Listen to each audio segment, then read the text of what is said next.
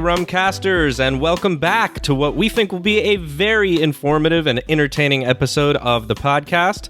For those of you who might just be discovering the program now, we are the podcast that talks all things rum-related with the people who love and shape it. My name is John Gulla, and next to me for our deep dive today into Mexican rum is the man who some might say is the Oaxaca to my Michoacan, Mr. Will Hookinga. Will, are you as psyched for today's episode as I am? Are you? I just have to ask now. Are you going to do that on every intro from now on? Because I don't know. I'm not sure if I'm prepared to be the blank to your blank for hundreds of more episodes together. That's a good question. I could probably blank to the blank for a lot of these. It's a good job. I appreciate it. Actually, we've had some comments. People saying, I think someone on YouTube commented specifically recently on the humor in your intros. So you're a man of the people as always. I'm doing well. I want to check in on you though, because I know you mentioned a dental procedure in our last episode, and I know you haven't been feeling so great over the past few days. So I just want to check in and see how you're holding up. I'm not gonna lie, it's beaten me up pretty good. I've gone from tasting a Coroni type flavor at the dentist to no rum at all in the last week or so because my tooth and my jaw is just so sensitive and hurting. I've had to be on pain meds, right? So can't be on pain meds and unfortunately drinking rum at the same time. So that's a good PSA. Yeah, that's right. Kids, don't do that. So anyhow, long story short is I'm able to talk, thankfully, so we can do this. But it's got some pain there. It's a little frustrating and a little tough. I'm hoping the sensitivity calms down soon. So, but it was nice to see. I was going to say one thing that should cheer you up is you mentioned in our last episode that during one of these procedures that you had at the dentist recently, you tasted a note that reminded you of Coroni rum in some way. So I kind of mocking you a little bit. I laughed at you. I said, I don't think I've ever seen dental procedure as a tasting note. And you were begging for the people, the listeners out there to speak up if they had ever had an experience comparable to the one that you had at the dentist. I laughed and said, there's no way, you're all alone. And you know what? I was proven wrong. We had 2 people reach out, which is, I guess I would have allowed maybe one person would reach out, but twice that amount reached out. So wanted to give a shout out to Andrew Nicolau, one of our patrons who reached out and said, another episode, another semi-embarrassing admission from me. I know exactly what JG, John Gulla, was describing in his recollection of an unexpected familiar Coroni taste during his recent dental work. It's definitely a thing. I think it's the adhesive. So actually, when he said adhesive, that's a note that if someone listed that with Coroni, I wouldn't have, scoffed at. Okay. So I think he put the pieces together there for us. He's not wrong because I think I get where he's going with that. But at the same time, I distinctly remember tasting this while he was drilling. Okay. So it couldn't have been the adhesive in my case. I just gave you your out. That was it. And you're like, I'm honest to a fault, Will. And this guy was drilling in my mouth while I tasted this note. So, We also had A.N. Miller who left a comment on YouTube. They said, I get that dental note, parentheses, maybe porcelain tooth filler / cement or rubber. But A.N. gets it from the Clarin Vaval and Clarin Casimir rather than Coroni. I think they mentioned they've not had Coroni yet, but it's in the Clarins for them. So that just goes to show, usually if you taste something that maybe you feel a little sheepish saying you tasted in a rum, there's probably someone else out there who would agree with you. There you go. So, yeah. Let's not bury the lead here. You were wrong. There are people. You're right. I feel like we led with that. We didn't bury the lead. That was the first thing that we said. You're just trying to throw it back in my face again. A little bit, maybe. Okay. Yeah. Well, moving on. Hope you feel better soon. But in the meantime, perhaps we can soothe your aching tooth with a little conversation about Mexican rum. Yes. I think the first place to start is why we did an episode similar to this maybe a month or so ago that was the Rumcast guide to Jamaican rum. We got a really good response to it, so we kind of want to do some more episodes like that. And we, instead of going I feel like the natural thing would have been to do something like Barbados or Guyana next. You know, we came out big out of the gate with Jamaica, like one of the first rum countries you're going to point people to. Heavy hitter. And we kind of took a hard left turn to go to a little detour through Mexico instead of going with kind of one of the big, more, I guess you would say, mainstream or heavy hitter, like you were saying. Yeah. But Mexico is fascinating to both of us. And so why did we decide to go with Mexico here, John? Well, I think it's like you said, it's fascinating as a rum producing country because it's not often associated with rum. Obviously, the headline there for Mexico is obviously agave-based spirits, tequila, mezcal, which most people are familiar with. But they're making some pretty fantastic rum that both you and I have had in recent years. Yeah. That we feel it merits attention, and that's kind of what we wanted to do today. Was like you said, rather than go to a country that we know that there's a lot of rum love for, maybe to a country that has less of a profile for that and shed some light on some of the particular producers and rum makers that are making things that we feel are fantastic, that rum enthusiasts should be excited about, that they should be trying to seek out where they can. Yeah, so that's kind of my thoughts on where was it. What was it for you? Well, no, I think you said it all right there. It seems to me every time I turn around, I'm seeing some new bottle, new label or something of a rum from Mexico that I haven't heard of yet. And I'm just like, there's so much here, so much coming out of this country. And we scratched the surface a little bit on an episode we did quite a while back, actually. We interviewed Francisco Terrazas from Paranubes, which is one of the rums we'll talk about today. But Francisco has a lot of knowledge of not just sugarcane spirits in Mexico, but agave spirits as well. And his work with Mezcal Vago, which is kind of the people behind that, ended up putting the Paranubes brand out there. And I remember one of the things he said in that episode that stuck with me about Mexican rum is he said it's very diverse and it's hard to wrap your arms around. Yeah. And so I think... Whereas with the Jamaica episode, I would say that's more of like our aim for that was like a comprehensive look at the rums produced in that country. This is not going to be comprehensive because if the goal were to be comprehensive, this episode would be like 10 hours long because a place like Jamaica, there's 6 rum distilleries and they're all well known. Like none of them are very small or anything like that. And so you can kind of dig into all of them. With Mexico, there are tons of producers and there's many different kinds. You have some sort of big distilleries, but you also have something more akin to, like, I don't want to say it's exactly the same, but more comparable to a place like Haiti with Clairen, where you have hundreds of, small, maybe just one person operations. Yeah. You see that with sugarcane spirits all over Mexico. I want to say hundreds. It might even be in the thousands. I don't know for sure. Right. And kind of the way we're looking at this, I'd say very broadly speaking, there's sort of 3 types of Mexican rum bubbling to the surface right now.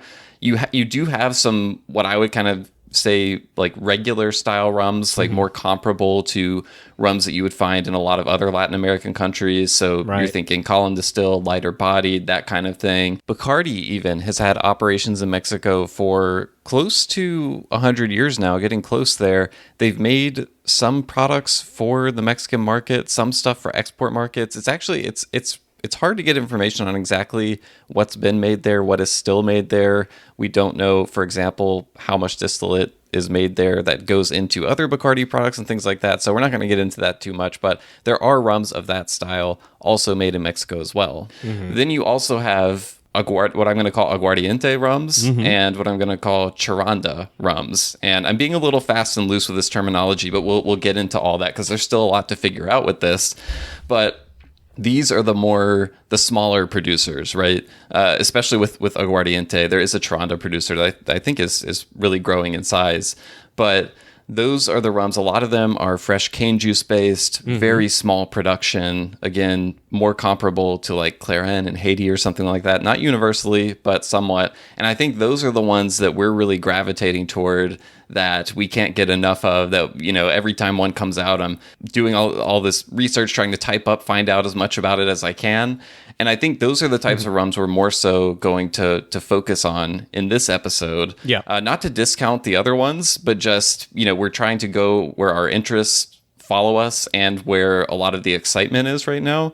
And one thing we are going to do, because you and I, we've got this massive Google Doc now with like, because we had a good working knowledge, I think, of a lot of Mexican rums, but we wanted to make sure we weren't overlooking some. And as we started, doing more intentional research, we were just finding distillery after distillery and producer after producer. So on the episode page for this episode on our website, we are going to list as many of these Mexican producers as we can that we've found so far. Because like I said, we're not going to be able to talk or even mention all of the producers that are currently making stuff right now. Right. And we don't want to leave anyone out. We want to give people sort of a comprehensive companion, we'll say, to the rums we're going to discuss in this episode. So we'll put a link in the show notes. If you go to that, you'll be able to find more of I hesitate to say complete list, because I know as soon as we put it up there, there's going to be some that we missed. There's going to be some new ones that pop up. And if there are ones missing from the list that you're aware of, please let us know. We kind of want to start creating the comprehensive list of Mexican rums. And whereas this episode is kind of, let's talk about some that you and I in particular are really drawn to and think are fascinating. And some of these are producers that we have personal tasting experience with. Some are ones that we are yet to try but are really interested in. So and I think that's kind of setting the stage for the conversation. Did I leave anything out?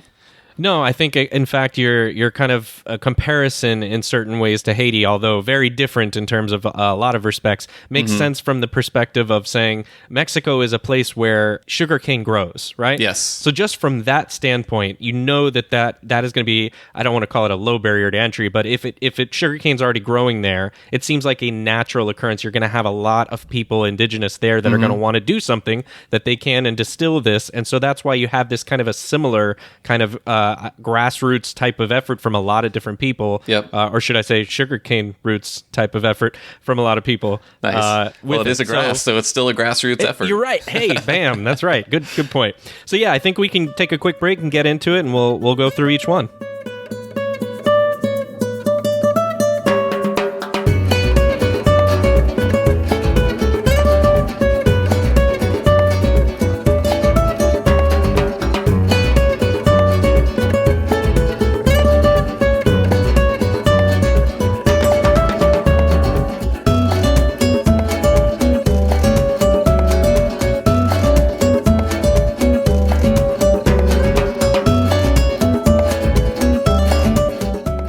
So, piggybacking on what you said before the break, really good point to bring up how long sugarcane has been growing in Mexico, because sugarcane has been there for hundreds of years.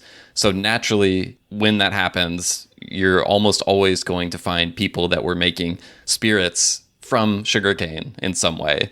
Yeah. And that's the case you find with a lot of these rums we're going to talk about now. These date back. Some of these producers have been doing it for generations. And there's two words you'll hear again and again on this episode. Those are Charanda and Aguardiente. And those are two of the types of sugarcane spirits that you're seeing a lot of coming out of Mexico right now. And the reason why they have those names is because when they were made decades ago, things like that, they weren't associated locally with rum really at all. They had their own local name for them. In one part of the country, it was Charonda. In other parts, it's Aguardiente. And it's interesting with Aguardiente because that word you'll find all over Spanish-speaking countries. Yes. And a lot of times it doesn't refer to sugarcane spirits, kind of like adding another layer of confusion a little bit. Confusion. Yeah. So much of this is hyper-localized. And part of the reason why you're now seeing these described as part of the rum family is because it's interesting because you can find other cases of this, like cachaça, for example, where that's a sugarcane spirit, but cachaça has always intentionally separated itself from rum in a lot of ways. Like when you pick up a bottle of cachaça, it's not going to say the word rum on it, but I'm holding up this bottle now because I think it's one of the most prevalent newer Mexican rums out there is the Uropan Charonda Blanco. It's the one in the unmistakable electric blue bottle. And when you look at this label, like it says Charanda Blanco at the top, and then underneath where it says Uropan, it says single blended rum, and rum is in quotation marks. And we talked about this a little bit with Francisco in our episode on Paranubes, because they do a similar thing where their bottle says Aguardiente de Caña on it. Right. But it also says rum. And part of the reason for that is as these products are being introduced to the rest of the world, exactly, in many cases for the first time now, it's kind of an easier way for them to describe what their product is to people. You have to imagine how difficult that must be from a marketing perspective. Yeah. And although we're both kind of like not about the marketing of things, I mean, imagine as a company or as a person just producing this, you want people to try this, of course. You want people to get your good stuff. But how are you going to do that if you don't somehow translate it in a way that makes sense to giving what people should expect from the product to some degree? Yeah, and I think there's a delicate balance with it. Again, I won't refer to this episode every 90 seconds, but on our episode on Paranubes, Francisco pointed out to us, he said, we're trying to be true to the producing culture, but also make it understandable for the consumer. So that's why a lot of times you're not seeing them totally abandoning that terminology, whether it's aguardiente or charonda or anything like that, but trying to keep that as part of the identity, but make it easier for people to understand and making it kind of part of the rum family as well, which just makes sense because it's, by the legal definition of rum, it is also rum, and it's made similarly to a lot of other rums around the world. Right. So by the legal definition in the United States, right? You're saying it would be also rum. But yeah, then, exactly. Right. And I think the EU as well. Yes. It's a spirit distilled from sugarcane byproducts. So there's a couple more things. It has to be below a certain proof and that kind of thing. But these rums would all qualify for that. So with all that said, as kind of background, I think the first place to start is with Uropan Charonda. And I want to talk a little bit about what Charonda means. Yeah. So it's actually, it comes from the Purepecha language, which is an indigenous language to Michoacan. Michoacan is a state in kind of western central Mexico. It has a coast on the Pacific, and it translates to red soil, which factors in big to what Charonda is. There in certain parts of Michoacan, there's this sort of reddish colored volcanic soil. And Charonda making, I was going to say rum making, but making sugarcane spirits in this area has been big for a long time, even though it's dwindled somewhat in recent years. I think I read that around 80 years ago, there were about 100 Charonda producers in this small part of Michoacan. Wow. Today, there's about 6, and Uropan is the largest. It's operated by the Pacheco family.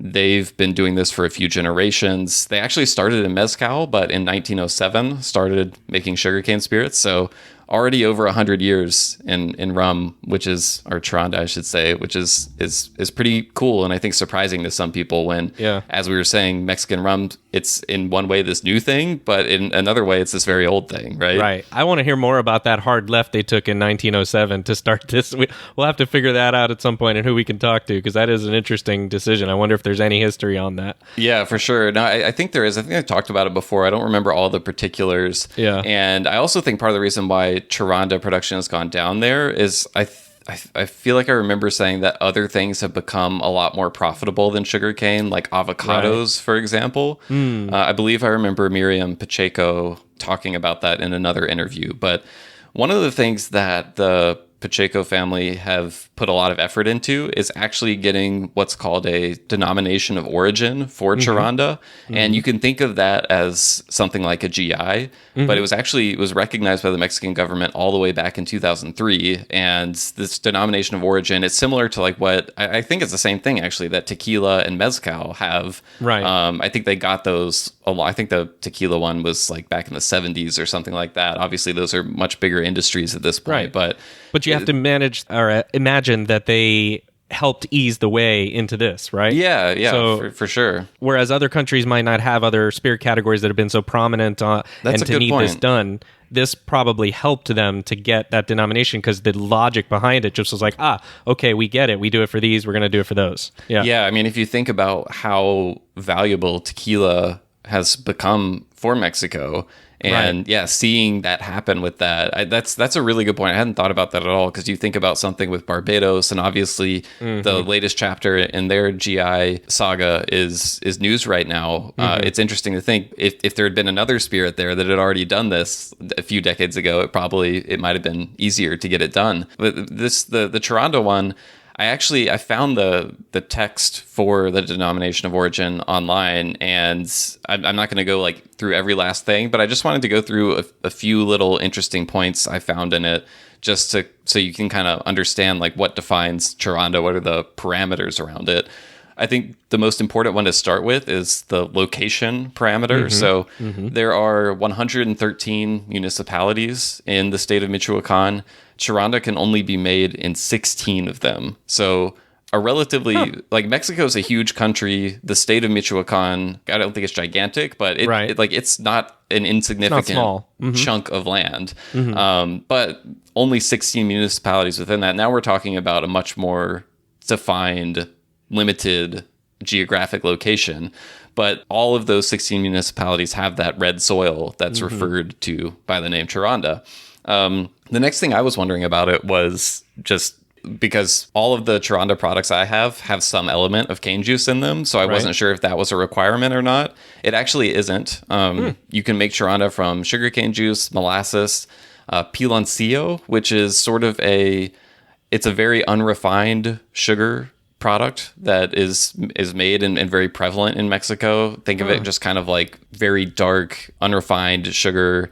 And I think sometimes you see it in like those cones. You know what I'm talking about? Have you ever seen those? No, it's like these hard cones of sugar, and you can break them up. But I think I have seen that. Yeah, but is it a sugar cane? Yeah, I mean, it is okay. Yeah, I mean, it's sugar. It's sugar from sugar cane. Yeah, I mean, that's the only way to get it, unless you're using sugar beets, I would guess. Right, beets, or I mean, technically you can extract sugar from a lot of things, but it's sugar the way sugar is normally done. It just isn't refined like the sugar that ends up on our tables. I see. Okay, so you can use that as well, or you can use a combination of all of these. But it does make the distinction that the raw ingredient has to come from those 16 municipalities. So if you are using molasses, for example, it still has to be from cane that was grown in Michoacan.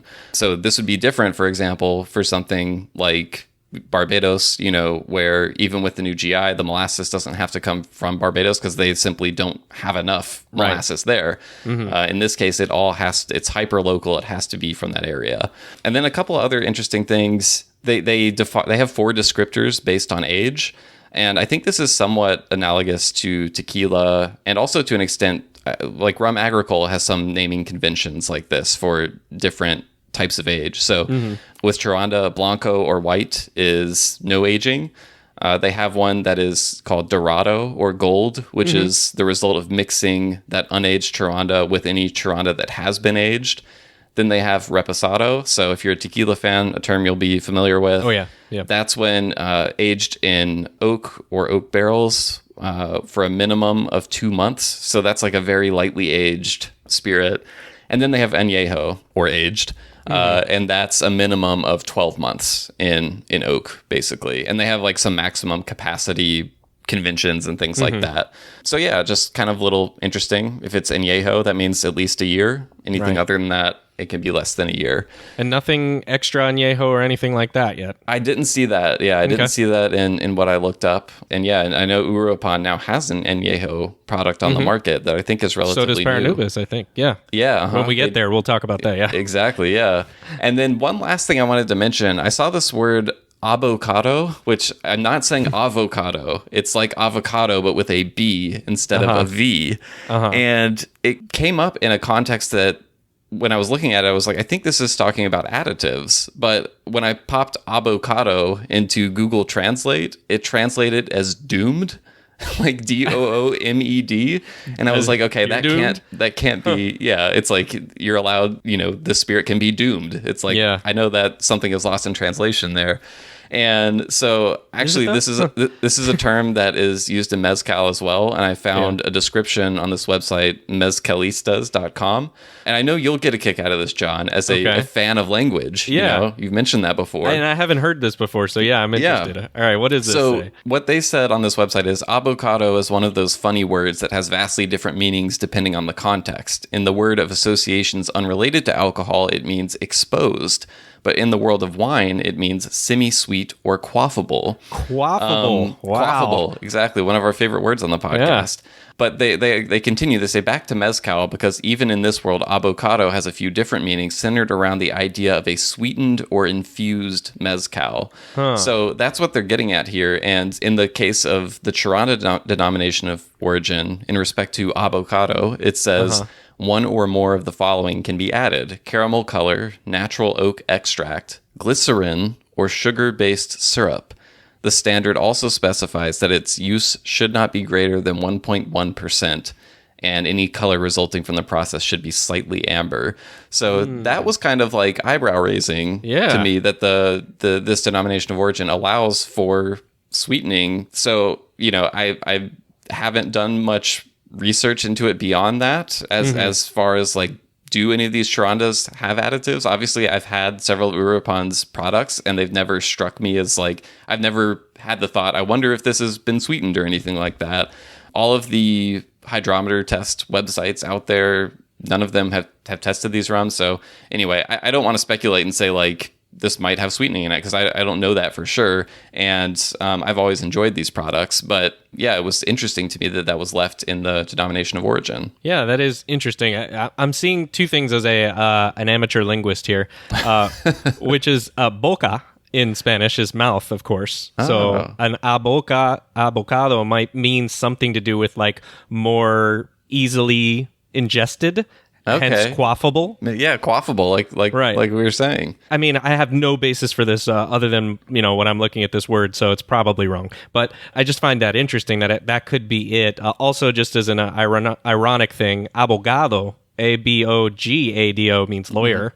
Interesting. So I think that's probably not connected at all, but just an irony there that it's, you know, having a legal kind of idea here of the denomination and that tie. So, and then anyways, in Italian you have affogato, which is the dessert with espresso with ice cream, right? Ah, nice. I forgot about that one. Yeah, I guess maybe you could, you know, that's a sweet quaffable dessert to quaffable dessert. I don't know. Maybe it's all connected. A movable feast. Okay, yeah, a movable topic as we move on to the rest of actually talking about the Uropan Rum. So that gives some background on Charonda and the denomination of origin there. But Uropan, as we were saying, Uropan is the name of a town, which is where this distillery is located. They grow multiple sugarcane varieties. Mm-hmm. They have 4 different ones. They've got a water-operated mill to crush the cane, open air, wild fermentation, about 11 days. So, you know, a fairly extended wild fermentation that they do there. They distill the cane juice in pot stills. They have this interesting still there that they refer to as a Filipino style still because it has origins in the Philippines. Parts of it are copper, parts of it are clay, and then they have a couple of other additional. These are all direct fire pot stills. That's fascinating. It's really cool. There's a good kind of virtual tour of the distillery. They also have like an on-site cooperage there and everything. So it's a pretty cool operation. We'll link to some of those resources on them. Yeah, and I'll admit to, as an American, this is the most American thing I'm going to say probably, is that I just think of the map and I think of the Atlantic Ocean in the middle of that map and the Pacific on the two sides. So I forget, like, hey, the Pacific coast of Mexico there. You know, you go across the Pacific and there's the Philippines. Yeah. Right? So it's just, I know that's so silly probably, and I'm outing myself by saying how stupid that is that I forgot that. But it is an interesting thing to think about the influence coming from that side of the world into Mexico and not just from the other side of the world in Europe and the Americas. No, that's a good point. And you run into that with a lot of Caribbean countries. For example, like, you know, the Indian influence in a place like Guyana, for example. You don't necessarily know about this stuff until you look more into it. But yeah, so they have the cane juice stuff. They also ferment and distill molasses that they source locally. So I think some of the cane that they grow, they send to nearby mills, and then they get some of the molasses that's made from that cane. So they also have a single column still, kind of similar to the French stills used in rum agricole production, to my understanding. Yeah. So they also do a molasses fermentation, much shorter, like 48 to 72 hours. And they distill a column distilled molasses rum as well. They do on-site aging. I was mentioning the cooperage they have. And last year in an interview, Miriam Pacheco said their oldest that they have there was about 10 years old. So, building up some interesting age stock there as well. In terms of the bottles people may be familiar with, like I said, I think the one that most of our listeners have probably seen is that blue bottle, the Uropan Charanda Blanco. And that one actually is a 50-50 blend of the pot distilled cane juice rum and the column distilled molasses rum, bottled at 46% ABV. I really enjoy this rum. I was actually, to me, it's a warm weather rum. And so yesterday, it was another like borderline 100 degree day here in Tennessee. So I busted out a Topo Chico, mixed in a little Uropan Charanda Blanco, a little squirt of lime. So kind of a Charonda take on a ranch water. Yeah. And it was just great. And I think the way that I would describe this rum is it's almost like if you took a cane juice rum, I mean, this is literally what they're doing.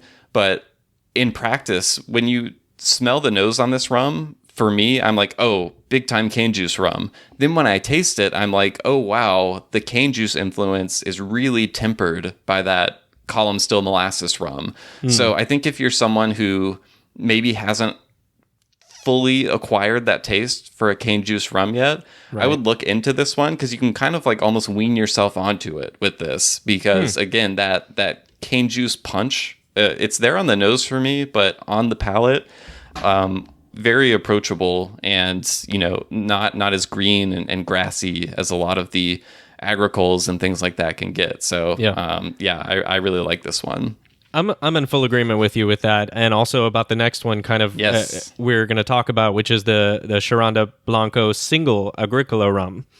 Which is this is not the electric blue bottle. This one's a little harder to find, I think. It's got a very kind of classic label with kind of old timey looking. Yes, yeah. It's got like this old paper look to it, and the bottle is just a white tall bottle. So it's a little harder to find, but that's how I tell people to find it because the names are so similar between the other one and this one.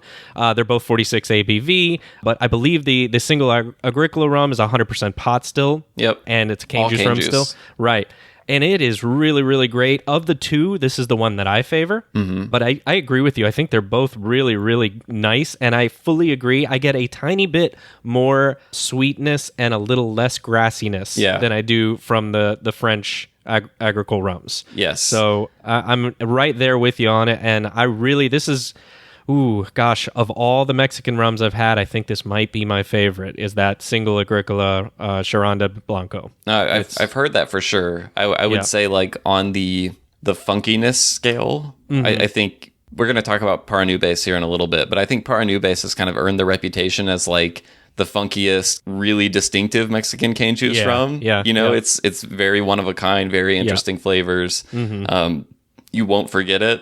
And to me, Uropan's products are a little bit tamer. But in a good way. Like, we're not talking about... Yeah, I mean, I describe both of those products in a positive way. Like, they're just doing different things, right? And I think that's super cool.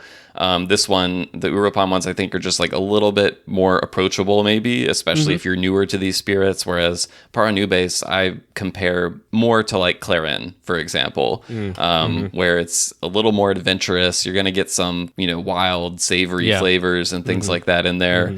And then there's one more to talk about from Uropan, which is the newest. It's an Añejo Charonda. And again, it's the same 50-50 blend that's in the Charanda Blanco that we talked about first. Right. But this one has been aged for 22 months in ex-bourbon barrels.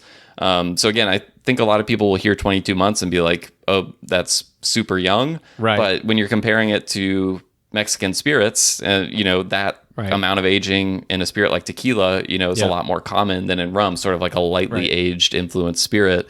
And in its league, right? Yeah, Exactly. I'm actually kicking myself because a friend of mine, I was at one of my favorite stores here in the Nashville area, Elixir, recently, and they had this añejo rum there, and a friend that I was with bought it, and I just haven't grabbed a taste of it yet, but I'm dying to try it and report back with, because I'm really curious. For me and aged products with cane juice, the first question I always ask is just like, what's the balance between the oak and the cane, because it can be so easy for the oak to just kind of dominate the cane flavor, and sometimes you lose that sugarcane juiciness. And to me, the ones that are the best are the ones that really nail that balance. And so I'm hoping that this one nails the balance, but unfortunately I can't say one way or the other yet personally. Yeah. My experience with Agricola that are aged in general is the less they're aged, the more I kind of like them. And I'm not sure why that is. It might be exactly what you said, because you start to lose something of that freshness the longer age. And I'm thinking of, like 8-year, 10-year products. Yeah. That's not to say they aren't good. I've had some really fantastic ones. So they're out there.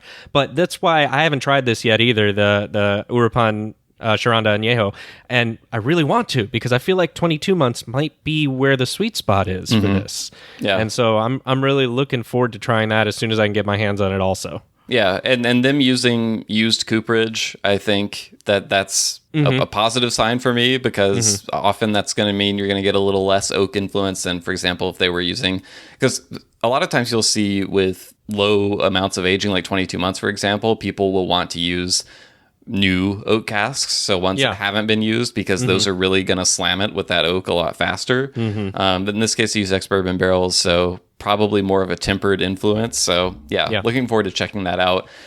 And real quick here at the end, this facility, they also make a few other brands of Charonda. There's one called Sol Tarasco Charonda and another one called El Tarasco Charonda. And these are products I'm a little less familiar with, but there's some really interesting things going on. And so they have some unaged ones, they have aged ones. They also have one that is infused with mushrooms that grow locally, that I've heard a lot about, and I find very intriguing, because it's so tied to like local tradition and things like that. So those are other you a ones. Mushroom guy, Will? Am I a big mushroom guy? Yeah. John, that's kind of a personal question, I would say. No, in terms of, culinary mushrooms, actually, growing up, I was a really picky eater as a kid. Never would have touched a mushroom. Right. I think once I got into college, I really started expanding my palate, and I wouldn't call myself a picky eater at all anymore. And mushrooms are something that, I don't know, in the last 5 years or so have really grown on me a lot, and I really like them. No pun intended. Yeah, nice.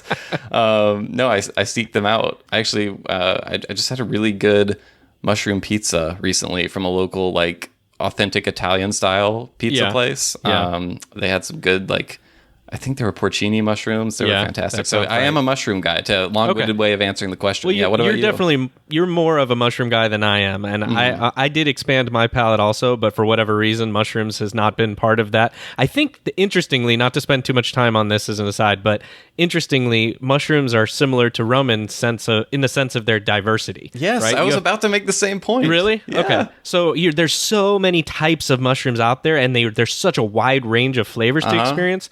I have liked a few. I've found in recent years there's been a few that I've been like, you know what? These are pretty good, not offensive. And others that I'm like, nope, don't like that flavor, get it off. So I guess there's a mushroom out there for you, is what you're saying. Just like we say, there's a rum out there for everyone. I would love to try this extra aged Sharonda with hongos, which is mushrooms. I would be happy to try it. I have no idea what to expect from this, which is rare in the rum world, right? So I don't know. I just find it interesting. I agree. Yeah. Well, moving on, I want to touch on one more rum from Michoacan right now. And this is one I had the opportunity to try recently. It's called Gustoso Mexican Rum. And this was another one of those cases where, until I saw the bottle, I had never heard anyone talk about this before. And I was just like, this is exactly why we need to talk about Mexican rum more, because this stuff is just popping up. Keep coming, yeah. Yeah, and this was another this bottle in particular that I was able to try. It was a 100% cane juice rum. That's not the only thing they make. They also similar to Uropan. They have a blend of both fresh cane juice and molasses. And interestingly enough, until 2018, they worked with the Pacheco family in Uropan to make the rum. But since 2018, they've been producing all of their rum on their own. And the first product they made on their own was that 100% cane juice rum I was able to try, which they actually, and this is getting into the whole Charanda Aguardiente thing, they do something interesting, which you won't see the word Charanda on the bottle. Instead, you see it says Gustoso Aguardiente, and then on the cane juice one it says Guarapo, which Guarapo was a word I had seen in Puerto Rico actually before, which basically means sugarcane juice. Right. And I think depending on where you are in the world, it might mean like different things. Like sometimes it might mean more like a fermented sugarcane juice drink. But anyway, so I knew when I saw the word Guarapo, cane juice was part of it. But another example of like another term that probably has local meaning, but it's harder to make sense of when you're coming into it from the outside. So I actually reached out to them because I was very interested they're in Michoacan. This seems like it would probably qualify to be a Charonda, and there's this denomination of origin and everything. I wonder why they're not. Why they wouldn't use it? Yeah, exactly. Yeah. And I was thinking, okay, maybe they're not in one of those 16 municipalities. They're in a different part of Michoacan. Could be. They got back to me super fast, very responsive, nice, transparent company, and they basically said we've never really had the intention of pursuing the Charanda denomination of origin. In theory, we do meet the criteria, but they said the denomination of origin is still kind of working itself out, and that it's in their eyes, it's kind of this one producer that's really behind it, and it's to a certain extent still in its infancy, and they feel like positioning their rum as rum made in Michoacan is novel enough for people to be interested, and they like where they're at basically. So that was a really interesting perspective, and I think as rum fans from the outside looking in, we see these terms and like we want it to be a thing, but it's always interesting to see producers having to agree on like all calling it the same thing. It's a very hard place to get to, I think, especially when something is younger. And so that was just a reminder to me for that. But that's another brand to check out, Gustoso Aguardiente. Again, I've had the Guarapo, super solid. That's the other thing about these rums is these cane juice distillates from Mexico. I haven't had one yet that I just outright didn't like. And I think that's like what gives us, I think you've probably had a similar experience. I think that's what gives us enthusiasm for focusing on these rums in this episode, as opposed to some of the other stuff. Is I've just had positive experiences with a lot of these, and every one of them hasn't necessarily blown me away, but I've been left being like, all of these are at least solid and like quality and made in a very cool way. So there's the cane juice one. It's bottled at 49% ABV. They also have a Blanco. You also see with a lot of these cane juice rums, a lot of them are bottled right around that 50% range, which is similar to how you see a lot of mezcals, for example. They bottle at still strength, and a lot of these aguardientes or Charondas, they come off the still at around that proof. Anyway, that one, the cane juice one, is at 49% ABV. They also have a bottle that is the blend of the cane juice and the column distilled molasses rum. That one's at 40%. And then they have one that they label añejado. So maybe that's a little bit longer than añejo. I'm not sure. They describe it on their website as aged in fresh oak, sherry, and single pass whiskey casks. And that's bottled at 40% ABV.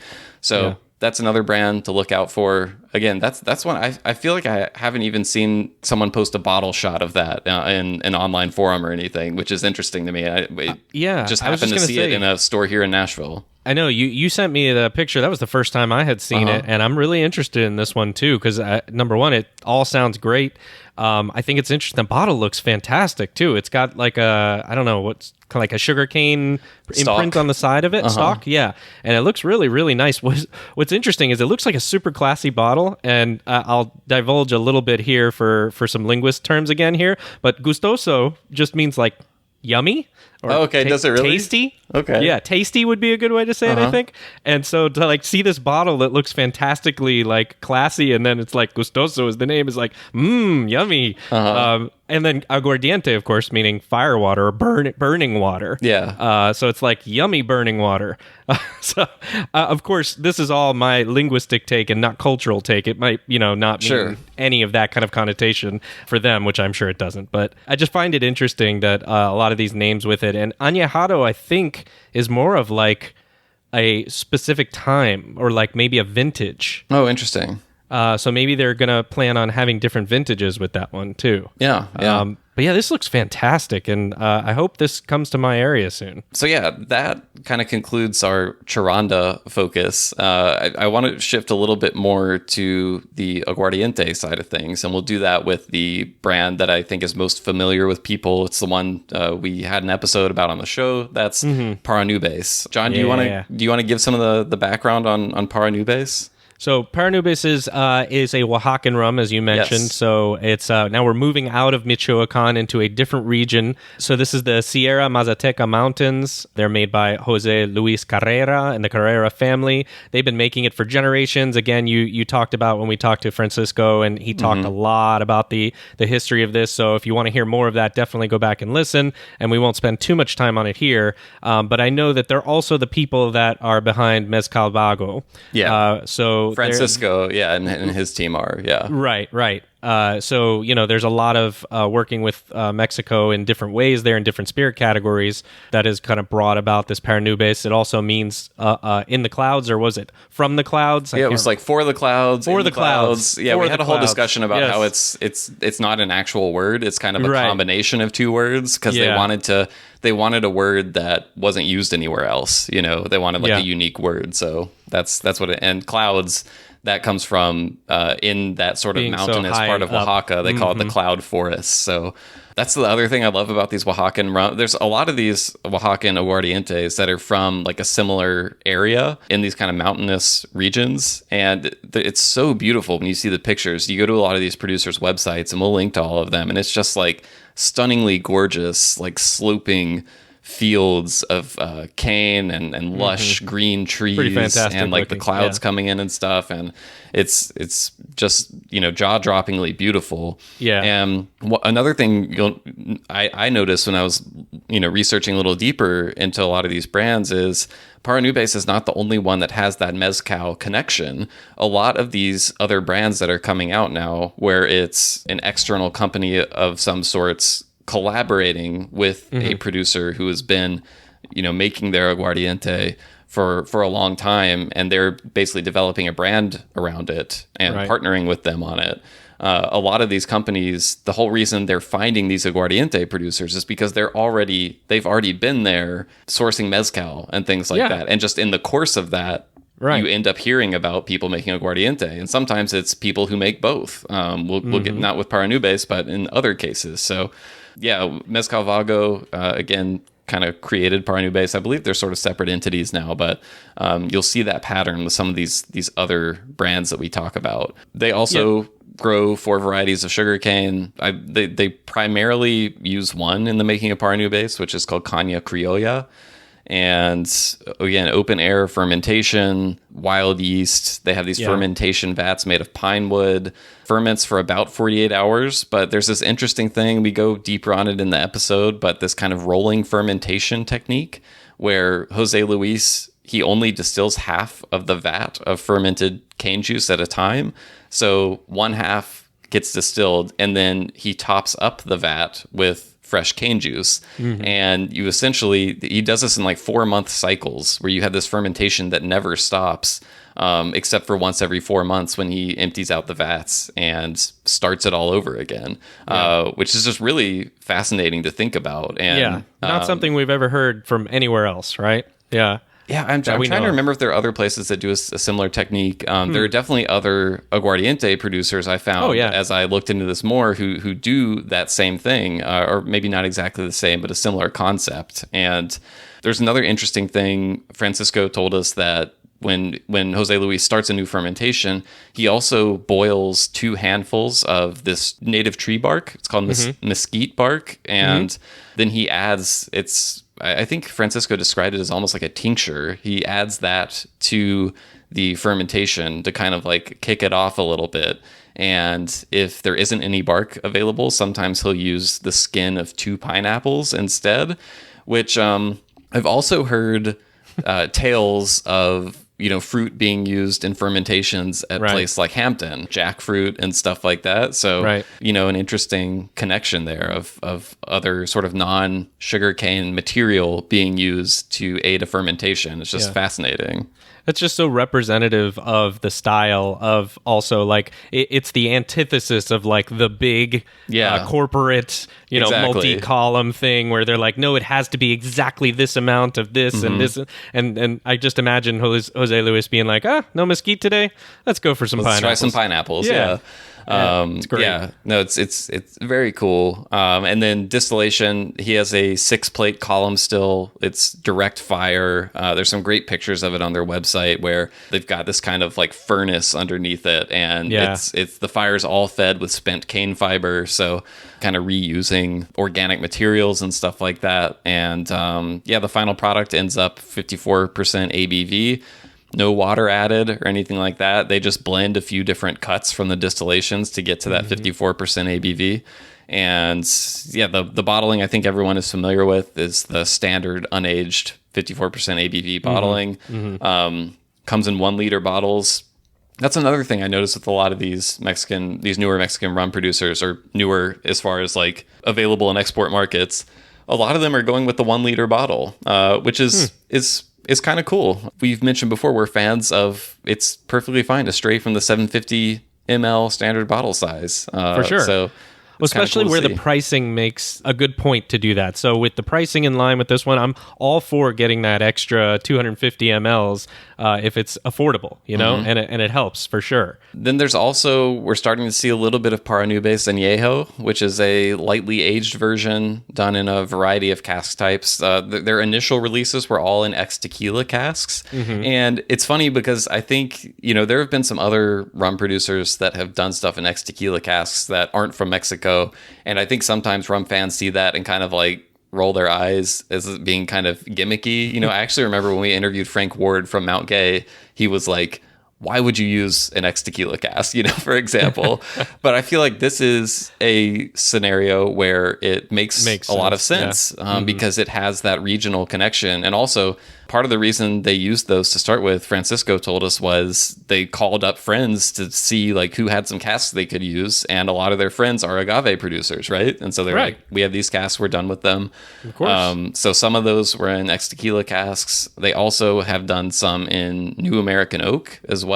I had a chance to have you had any of these of the aged Paranubes, John? I haven't had the aged, no. Only the regular. I had a chance to try one of the ex-tequila cask bottles recently, and it was, I know Paranubes is already full of unexpected flavors, but this was like when I tasted it, it was just like completely subverted my expectations of like what I don't know what I was expecting, but it was almost this heavy, and I try not to get into single tasting notes because it's subjective and a lot of people probably don't taste this, but to me, it was like this massive soy sauce note when it came in right away. And then that faded to the stuff that I associate a little bit more with Paranubes, which is kind of like very savory grilled meat a little bit. And when that came in, I was like, okay, I like this now. But the initial shock of it was so great. It was kind of like, what is going on here? But it seems like umami. Use a culture clash. Yeah. A lot of umami, savory flavors, which as a mushroom guy, I should be able to appreciate that, right? I guess so. Mushrooms are a big umami food. So, I'm dying to try it nonetheless. But no, I can't wait to find this one. I know it recently made its way into Florida. So I have to track this down and find it, especially now. With all of that reference that you've given, because it seems really interesting. One quick point, harkening back to something that you said about tequila and the aging of tequila is not really very long. So I wonder those ex-tequila casks, when we think about ex-bourbon, I mean, bourbon sits for a while. You're right. That's a good point. Whereas ex-tequila, like we said, a lot of times it's a reposado or an añejo at like 12 months. So I think that's an interesting kind of difference there. Not just that it's a different base spirit, but also the length of time that it's been in the cask. Yeah, So, maybe the liquid has a little less influence on the cask than something like you were saying, like bourbon, for example. Yeah. That's a good point. Yeah, I hadn't thought of that. Okay, so there's several more we're going to talk about, and a lot of these fall into that aguardiente category. Many of these, maybe all of them, are in Oaxaca. There's a few. Daca Bend. There's one. I scoured the internet for any interview or anything where the name of this producer was said out loud. I couldn't find it. I pronounce it in my head as tso'ok. It's TSO''OK. It comes from an indigenous language, so I'm not 100% on the pronunciation there, but that's another one. There's one called... I'm going to go with shook. Shook. Maybe just because I want to be different, and then we'll figure out. Yeah, it could be. There's one called Kamazotz and one called Kenyatta. And then another one that you were bringing to the surface earlier today called Ron Acante, which actually comes from Michoacan. So we'll go back to that a little bit. But starting with Daca Bend, this is one of the more recent ones I was able to try and was really impressed with this when I had it. I've heard a lot about this. Yeah. I had a taste at that ACSA craft spirits judging competition. One of the judges at our table, Nika, she had a little bottle of it that she just brought along with her. And I was really impressed with it. It reminded on that sort of funk scale, in terms of like how approachable, how out there. I would put this lower than Para Nubes. I don't know. I got right into it and was really enjoying it. But this one also comes from Oaxaca. It's a really interesting story behind it that I wasn't familiar with until I started looking into it a little bit more. But it's a brand that was started by two cousins, Edgar Gonzalez Ramirez and Elisandro Gonzalez Molina. They were originally from this part of Oaxaca called San Cristobal La Chirioag. Wow. And they moved to the Bay Area around 2000, and they had this idea to kind of start a business back where they were from that would bring more economic opportunity to the area. And so they ended up planting thousands of agave plants, and they created this mezcal brand called Mezcal Tospa. But they always had cane and aguardiente in the back of their mind because their parents and grandparents made it growing up. Yeah. So they kind of had this initial success with the mezcal brand, and now they've moved on to getting to aguardiente and rum with Daca Bend. So I just thought that was a really cool story. And again, it just goes to show like how much the knowledge of this spirit, how much there is there, and how many generations it goes back, even though it seems new to us. It's been there. It's been in the people for so long. Don't call it a comeback. Yeah, exactly. But yeah, I mean, similar production style. Hand cut cane, they mill it. Their fermentation is only about 24 hours, so a little bit less than Para Nubes. Double pot distilled. They use one variety of cane. They call it Caba, C-A-B-A. And an interesting note is they use a lot of the same equipment used for their mezcal with Daca Bend, so including the stills and fermentation vats. I think there's only like a small portion of the year when they focus on doing the cane. Right. And I guess the rest of the year they are maybe doing agave production. But again, their fermentation process is similar, that kind of rolling fermentation style where, they let it ferment for a while at first. That first batch, they say they let it sit there for up to 2 weeks, and then they start that rolling fermentation and distill half of it, top it up, and distill again after 24 hours. It's almost like, it reminds me almost of like actual Solera aging, where it's like, it's almost like the fermentation needs an average age, Right. So yeah, they have an unaged bottling, 49% ABV. And they have an aged one as well, the 4-year-old bottled at 49% ABV. It says American oak. I'm not entirely sure if that's used cooperage or not, but haven't gotten to the aged yet. But really enjoyed the taste of the unaged I had, and I'm hoping to be able to get a bottle of that soon. Yeah, I've seen this make the rounds on the rum enthusiast circles, and I've seen a lot of positive comments on it. So you're not the first to say that they've got something going on. But yeah, I just haven't had a chance. Yeah. And again, like I was saying, the mezcal connection is there again. Yeah. So similar thing with the next brand, tso'ok, as I was saying, or perhaps shook, if your pronunciation is correct. But it's another Oaxacan rum. It's from the Mije region of the Sierra Norte. The distiller is Carlos Mendez Blas. And again, another mezcal connection. The brand was started by a guy named Reed Spear. He's the founder of mezcal brand Cuenta Cuentos, I believe is how you say it. And interestingly, what the word tso'ok means, it's an animal companion that accompanies a Mihe person from birth through their life that carries part of their soul. So kind of the backstory has sort of that connection to the indigenous people of the region. But again, locally harvested, all cane juice, wild fermentation. And there was one interesting fermentation note I discovered in researching them that another brand we'll get to in a second does as well. They take some of the crushed cane stalks from the milling process and they sort of fold them up into these bundles, and they add these bundles of the crushed cane into the fermentation.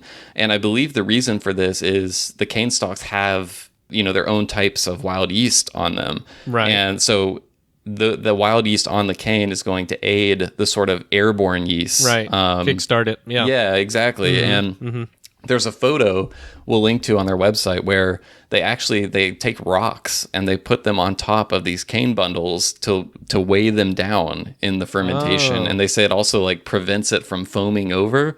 So again, there's all these interesting, just fermentation techniques and stuff that I haven't heard talked about in as many other regions that keep popping up here. I believe their only release on the market right now is an unaged bottle. Again, 49% ABV and 1 liter bottles. So lots of similarities here. The differences come down to the hand of the distiller and the regional qualities. So that's another one to check out. One more in the Sierra Mihe region is Kamazotz. This rum is distilled by Leoncio Gaspar. He's a second generation rum or aguardiente producer. And Kamazotz is a word that stems from the Zapotec people. So again, there's that indigenous connection. The brand describes it as a Mexican bat god of night, death, and sacrifice. So interesting imagery conjured up there. And their labels are like super colorful, very like artistic looking. So it kind of fits with the vibe given off by the name there. But again, this is all juice, open air, wild fermentation, and they do the same thing, that technique of bundling the crushed cane stalks. And they gave a little more context. They wrote that the spent cane will develop pink patches when it starts to ferment, and only these will be added to the fermentation tub. Wow. And they had some interesting pictures where I could kind of see that pink color developing on the cane stalk. So again, just interesting stuff. It is interesting, and because it's all kind of from the same, they're taking all these elements that are natural, native to their region, right? That they've noticed and things, and they're using these in that way over time. And I'm sure a lot of this is cultural and learned over generations. It's really interesting. I think it's particularly interesting just in a useful, practical way that they're saying, and by the way, it won't boil over either. It reminds me of like when you put the wooden spoon on top of the pasta water so that it doesn't boil over. It's the same idea, right? Yeah, that's pretty cool. I love the idea of the Mexican bat. Mexican bat god of night, death, and sacrifice. I know, it's badass. It is badass. I mean, I can't wait for the comic book. I think, you hear a lot about these mezcal tours and things like that through Mexico. I think someone needs to develop a rum tour to go to a lot of these local producers and things like that. Yeah, there you go. Sign me up for that. We'll do a couple more here. Kenyatta Distillery, again, another one that has an association with the mezcal brand. I believe this was developed by the people behind Cinco Sentidos, which is a mezcal brand. Yeah. And this one has a pretty cool backstory. It's made by the Crescel family in Oaxaca. And when I saw the name Crescel, the first thing I thought of was, that sounds like a European name, German, as opposed to a Mexican name. And it turns out it has European roots because it's currently run by a group of brothers, and their grandfather Max Crescel or Crassel maybe. He came to Mexico after fleeing Germany in the lead up to World War I in 1917. So he winds up in Oaxaca, learns to distill aguardiente on a coffee farm, which they say it was common for, a lot of these farms that did other stuff to also distill their own cane at the time. Yeah. And he eventually spins off his own operation. He also designs his own column still. And I believe they're still using like a modified version of this column still. There's a really cool picture on their website. It's this 8-plate single continuous column still that they call the Crassel still after their grandfather. That's cool. Other than that, hand harvested cane. It's harvested around the distillery. They transport it by horse or donkey to the mill, juice it, filter it, goes straight to the distillery. They ferment in stainless steel tanks. That was one thing that stood out to me was the stainless steel fermenters here. You see a lot of like wood vat fermenters at a lot of these places, but this one's going with the stainless steel, but still wild yeast, 6 to 10 day fermentation. And then, that single column distillation. And believe there's just one rum from them available at the time, unaged. It's bottled at proof off the still, which is 53% ABV. So that's another one to look into. Two quick things with this. One is the first is I'm not surprised to hear Max Kressel's story there because I happen to know another one very similar. Really? University of Miami President Julio Frank. He's Mexican born, but he is German descent for the same reason that they came over. He was the former Minister of Health for Mexico before coming to the university. So I've heard that story before in a different context. So that diaspora from Germany and I guess other European nations to Mexico, I really didn't know about that or learn about that until I heard of that. So very interesting to see those two kind of cultures come together. And then the second was, maybe you're the best person to talk to about this because I feel like there's an interesting kind of parallel with American rum producers that when we see that, especially whiskey producers, bourbon producers, and then they'll come out with a rum, right? So these small craft distilleries that are oftentimes, I think, waiting for their bourbon to age. But don't have to wait as long for, you can put out a white rum or an unaged rum. But that doesn't seem like the case with these here. Yeah, I mean, a lot of these places, it's all they're doing. They're making Aguardiente or rum or Charonda, and that's all they've made. Right, but their the point was their mezcal brands that are kind you of mean from the linking brand in. angle? Yes. Yeah. That's a good point. So you're saying more so like the people who are coming in and partnering with these producers and like creating the brand around it that I'm saying have this mezcal association, right? I'd say this is. I see where someone might make that connection, but right. This but would it's be not. A totally different thing. Whereas like the people behind those brands, I think they're typically. I don't want to say too much about mezcal because I'm not an expert, but my understanding is a lot of the brands you see on shelves and stuff. It's people coming in and partnering with these producers as opposed to like the American company like creating the distillery themselves or whatever. Right. And so like I was saying, they travel through Mexico finding these producers and, trying to source the best stuff. And I think just in the course of those travels, it's almost impossible not to run into people making aguardiente as well. And so I think a lot of them end up seeing that opportunity or, tasting something they fall in love with. And I remember when we were talking to Francisco, one of the first questions we had, I think, was, did you guys settle on Jose Luis right away? Or did you have something in mind of what you wanted and then you went and looked for the right aguardiente producer? And he mentioned that they drove all over Oaxaca and they had like 30 or 40 different samples back at their office by the end of it. So again, I think we've talked about maybe 7, 8, 9, maybe producers on this podcast today. There are loads more out there. And I think that's just what it is. Like you find these people making this stuff and eventually you find something extraordinary and you think we could do this too.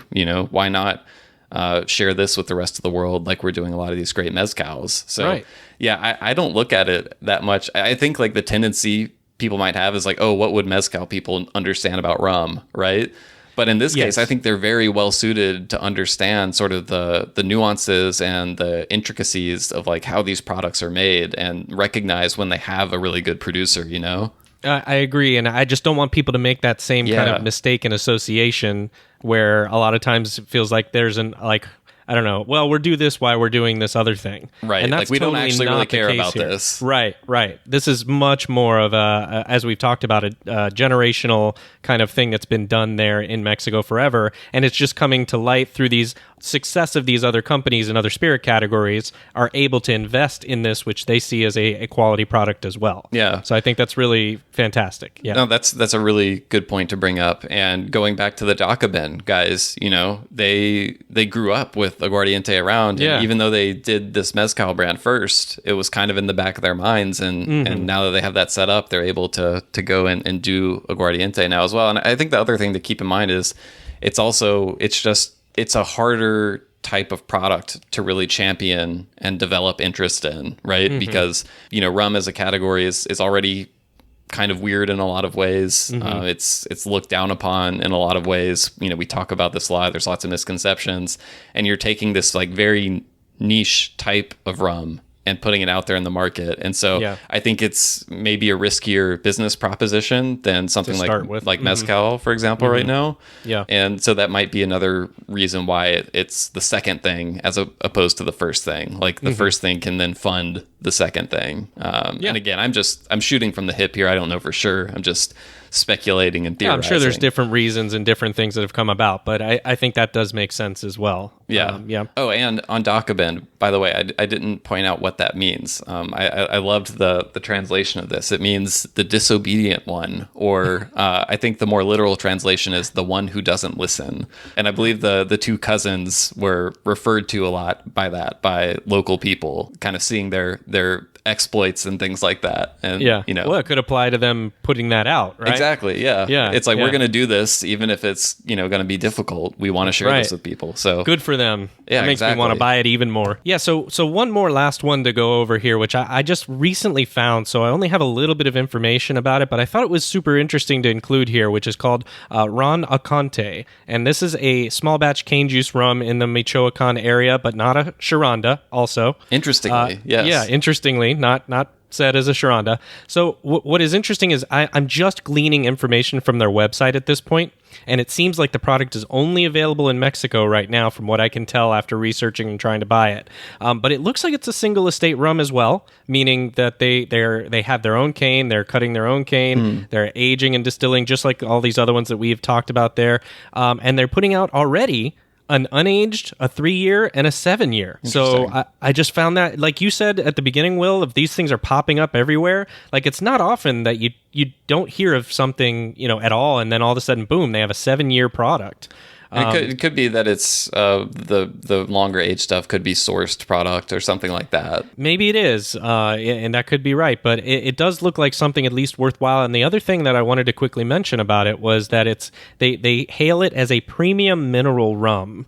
That says that on the bottle, and it seems like this is sort of another attempt at a GI of sorts. It's almost like a little like seal, like it's almost like it's certified as a premium mineral rum, which seemed interesting to me, especially because we saw it was Michoacan but not Charonda, but premium mineral rum, and then you start connecting the dots on like, okay, minerals, like that makes me think of soil, which. The whole one of the big things with Charonda is the red soil, and the sort of volcanic mineral. Exactly. Yeah, so it's like, is this the same thing? But they're approaching it from a different angle, or and you would think that they would probably talk to the other producers in the area and maybe collaborate some on what they're doing here. So that's why we found this one was interesting in these ways of like, we don't know exactly what's going on with it. If anybody has more information about it, they've tried the rum, I'd love to hear more about it. It seems like on the website they're saying the right things in terms of distillation and what they're doing. So yeah, just wanted to point that one out. That to your point, Will, there's a new one every day.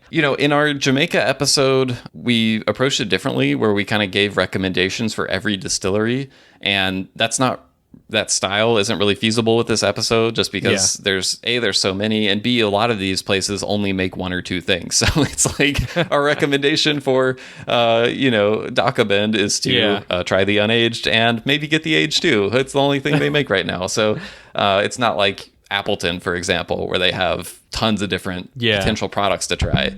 So I think a way to kind of close this out is to, I think, recommend if you were just going to recommend broadly someone getting started who has never had a Mexican rum, where would you start? And I think in my mind, I'm going to think of it in terms of like Charonda and the Aguardiente side of things, and pick a couple from those. But yeah, like, how are you thinking about it? Yeah, I think that's exactly what I would think about doing. And then, of course, if you can find, an aged versus an unaged, maybe that would be a way to also parse it out a little bit. I really feel like for me, the unaged has been what I've been able to experience a lot more of. And so I feel more confident in suggesting something in that category. Same. Whereas the aged is a little bit more foreign to me, but in a good way. Also, that's something that I want to explore and I want to hear more of from different people. So that's kind of, I agree with your thoughts. And then I would also segment it that way. Yeah, and I think when I recommend something like Rum Agricola to people for the first time, I think I generally always start with recommending an unaged product anyway. Same here, because to me, and I don't want to, I think a lot of time in enthusiast circles, some people turn their nose up at the aged cane juice products a little bit, but I do think there's something to be said for experiencing cane juice products in that unaged context, where I feel like you get the most, it's the most pronounced cane. Difference. Exactly.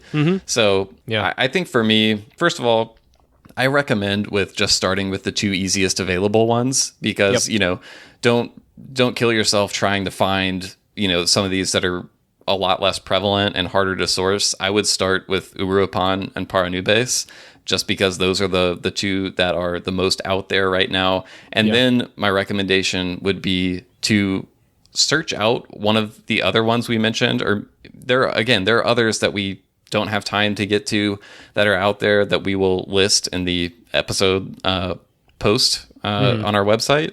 But find one that's near to you that you can source, whether it's Daca Bend or whether it's Kamazotz or tso'ok or Kenyatta or any of these places, and grab one of those as well. I know for me personally, the one that has stood out the most is that unaged Daca Bend. I really like that one. I actually really wish it were available in Nashville, because I would definitely buy some. But so that would be my advice. I would start with either of the unaged Uropans and the unaged Paranubes, and supplement it with whichever of the others is closest to you. Yeah. I wish I had a different take to give you, but that's exactly where we need to fight about my something mind is going. I mean, if we have to fight about something, I think it's I still like the single the 100% pot still Sharonda is the a step all cane up. juice one. All cane juice, for me, a step up. But that doesn't mean that the other Charanda Blanco in the blue bottle is not good. It really is. And if that's the only one you have in your area, definitely I would seek that out. So not much a whole lot different there. I was going to suggest exactly what you said, which is what do you see near you? Exactly. And in your area, what's on the bottle that's made in Mexico, or excuse me, what's on the shelf that's made in Mexico? And, take the leap. Because what we've found so far as a general idea is that these are worth investing in. And it's hard to start to get a grasp of those, unlike, as you mentioned, places where we have a lot more information and we have a lot more experience with, the Jamaicas, the Barbadoses. This is an area of exploration. So you go into it with the mindset of saying, I'm going to explore this space and just kind of take a leap of faith based on these are good practices, good people that are making these, that are pushing these out, and that'll help the category to grow. So I think that's exactly what I would recommend is start with one of those, either the Uropan Charanda or the Paranubes. The Paranubes is it for a lot of people, it's going to knock your socks off. Yeah, that's maybe a good qualifier, is like if you are someone who is really into really funky rums, like you love the high ester stuff, you love if you really love Claren, I would say Paranubes is probably up your alley. If you've tried that stuff, like maybe you've had some Claren and it just didn't click for you, then I would say you might not be ready for that. I don't want to say ready for that, like at some point if you don't like it you're wrong or something like that, because that's not the case. But it might not suit your taste. It might not suit your current taste, whereas I think the Uropan is a little milder. Daca Bend is somewhat milder. Again, it's funny describing any of these as milder because I think all of the products we talked about are really full of flavor. But that's how I would approach it. And, I think the only thing we feel bad about in this episode is that there's so much more to Mexican rum that we didn't talk about. I mean, like we were saying, there's sort of there's a lot of these more standard rums that I think are comparable to other mass market rums throughout Latin America. Like there's Mocambo, Ron Caribe, Ron Prohibido. Actually, I had no idea this was from Mexico, but Deadhead rum, you know, the rum that comes in that like ridiculous shrunken head bottle. I have seen it on the shelf. It's made in Mexico as well. So we're going to, like I was saying, link to as many of these as possible on the episode page. And I hope people bear with us in terms of putting out an episode that's a guide to Mexican rum that doesn't talk about all Mexican rum, but we're just trying to set the stage and the context for encouraging you to take your own step into Mexican rum. This is sort of a guide. Explore the space. Yeah, this is a guide to like getting started in Mexican rum. This is kind of how the two of us have really enjoyed exploring it more over the past year or so. And so we wanted to give you that taste of just our own experience with it. But certainly other stuff out there, we'll try to create a more comprehensive list for that on the website. If there's stuff that we didn't talk about or that you don't see listed there, we need your help. So reach out, let us know. John, what's the best way for them to reach out to us? Email us. You can get us on email at host@rumcast.com. We're all over social media. You can leave us a comment or anything on our social media accounts at the Rumcast on Facebook, Instagram, Twitter, and YouTube, of course. So we've been getting some comments on our YouTube videos, and that's very nice, considering that you're just listening there. You don't get to see our lovely faces on YouTube, but hey, I mean, it's one way to pick us up and an easy way to find us. So you can definitely find us through there and quickly comment there. Also, if you want to support the show, you can find us patreon.com/therumcast. That's patreon.com/therumcast. We're doing bonus episodes now. We're doing online happy hours. You get each episode a couple days early as well. So cooking up some more benefits for all our patrons. It's been great to get some support for the show. And yeah, if you want to join in on that, you can go to patreon.com/therumcast. We'd love to have you. But yeah, what we want to know is, what are your Mexican rum experiences? Yeah. And what are the things that we left out that we didn't get to talk about that you have a love for, or that some interesting thing about it that you want to talk about and tell us about, so that we can include it on that list that Will was mentioning. So we're trying our best to keep pushing this information forward and make it more known in the rum enthusiast community. Yeah, as Francisco said in our Par Nubes episode, Mexican rum, it's a thing. So that's what we're trying to grow that interest in right now. And yeah, feel free to reach out to us on social media, send us an email, host@rumcast.com. We'd love to hear your experiences with it, the ones that you think are overlooked or underrepresented. We'd love to hear about those. So we look forward to hearing from you. And as always, thanks for listening.